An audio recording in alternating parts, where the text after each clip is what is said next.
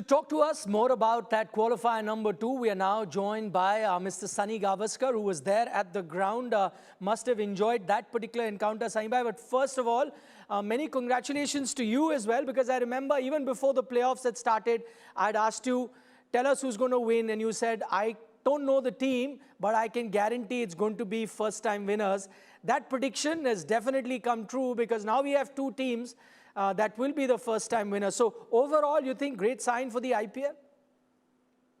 Definitely a great sign, no question about it. Because while, of course, in sports, sometimes there's an era where one team or one player dominates. I think in the IPL, because over the years, the talent has spread out quite nicely. It is good to see a new champion coming through. No doubt about that. It also is like I said, it actually tells you of the progress that the game is making, where not just one team is winning, or not one or two teams are winning the tournament, but there are different teams coming through as well.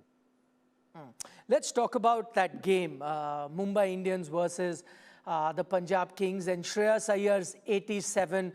Fair to say that we've seen the best innings of this edition of the IPL in that 87 that Iyer got in extreme circumstances. Pressure was there. It was a do-or-die clash.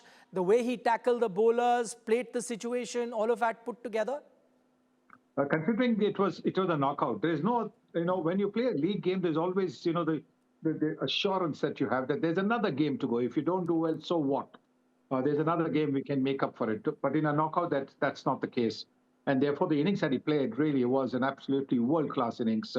The way he smashed Reece Topley for 3 successive sixes took the game away at that stage. At that stage, it was delicately balanced. And in case it had been an over of maybe just 10 runs instead of the 20-odd runs that were scored then that game could have still been in the balance for a few more overs. But it was at that stage that the game slipped out of Mumbai Indians' hands.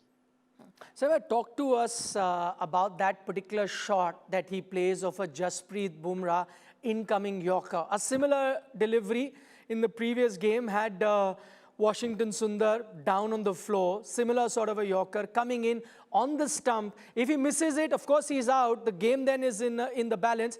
But he chooses to guide it to third man, sees a gap there, get a 4. For us, watching it from the outside, it defied logic, it defied science as well. Is it one of the most outrageous shots that you've seen?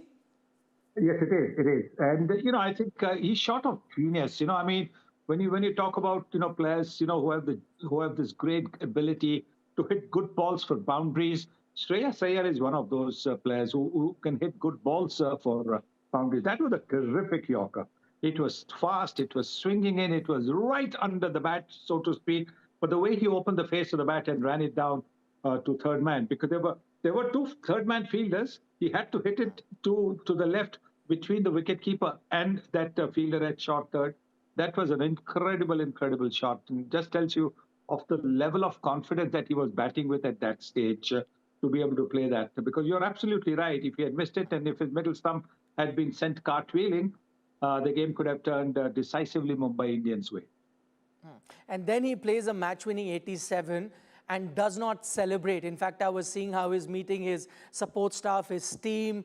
I don't know. There are only two ways of looking at it. One, he was still in the zone, and you'd know as a batter, once you're in the zone, it's difficult to just come out of it immediately after the game is done. Probably takes you an hour or a couple of hours to really get back and feel what's really happened. Either that or it's not the zone. He has his task cut out. He has his focus on the final. I think it was a combination of two. Definitely he was in the zone right till the end. And even after winning, you're still there. You still think that there is still work to be done. And the work to be done is obviously tomorrow in the final.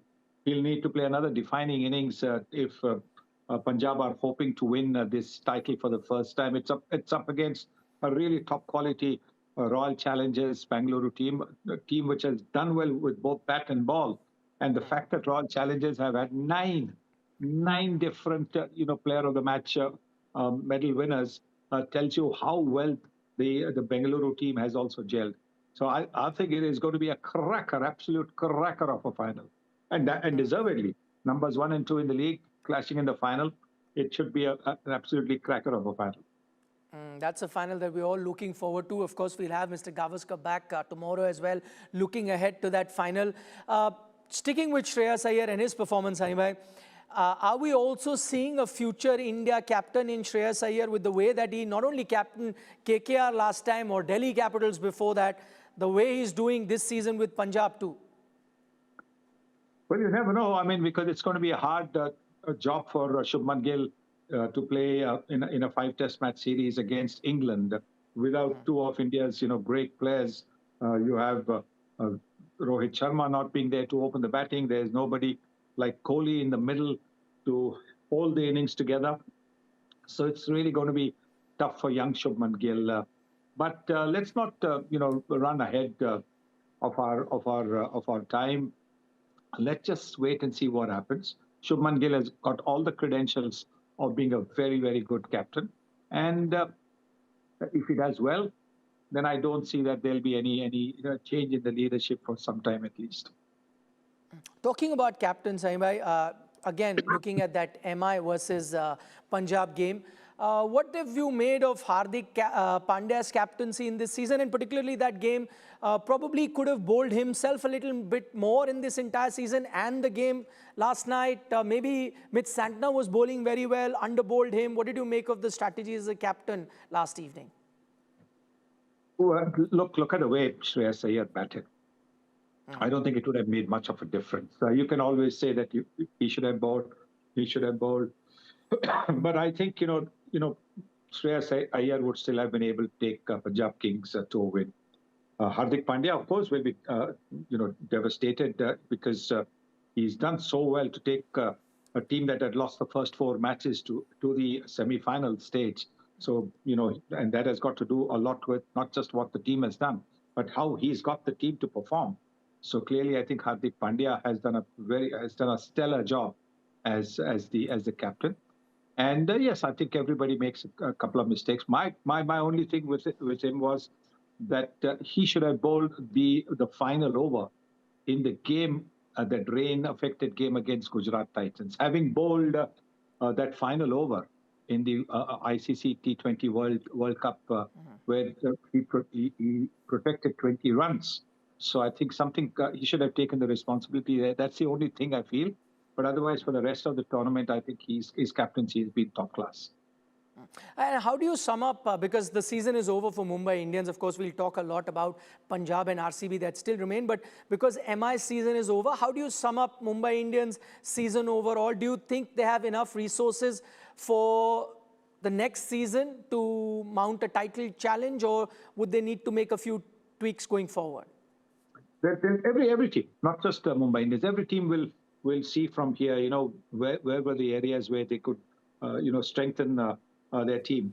And I think for the Mumbai Indians, the middle order, I think that's an area that they'll want to look at. A third or fourth seamer is something that they'll need to look at because sadly, over the last 3-4 years, Deepak Chahar has not been able to complete a season. He's got some injuries, so you have to cover for him. When he's fit, he's a terrific bowler. But when it comes to the final end, where bowlers are tired in the heat of April and May, bowlers do get tired and therefore the muscles get weary and you can do damage to a muscle. So I think that is something that they'll have to look at, because even when Gleeson was brought in, he was expensive. Yes, he got the wicket of Sai Sudarshan. Topley was completely out of his depth, but then he hadn't played for 13 months. So what do you expect of what did you seriously expect from him? So I think there are areas for Mumbai to look at. Maybe even look at an opening bat as well. Because whether it is Wickleton or Best or whoever, and even Rohit Sharma, they need a solid opening bat. There's plenty of areas for Mumbai to look at for sure. And finally, Saibhai, the game is tomorrow, but it is the big final. Punjab versus Royal Challengers Bengaluru. Who goes in as the favourite according to you? Royal Challengers Bengaluru. Because of the fact that the last couple of wins that they've had have been outstanding wins. Excuse me, even Punjab won brilliantly against Mumbai Indians. But when you look at the RCB win, where they chased down 225 or 230 against LSG to win with the bat, and then the next match that they played was the qualifier one, where with their bowlers, they decimated Punjab Kings. So they really go in with, with loads of confidence with both batting and bowling. And the fact that they had such a convincing win over the team that they're meeting in the final certainly makes them the favorite. All right, we'll leave it at that, Mr. Gavaskar. Thank you so much for joining us. We, of course, will have Mr. Gavaskar back on Tuesday, on the day of the final, as we build up to that big IPL 2025 final between Royal Challengers Bengaluru and Punjab Kings. Thank you.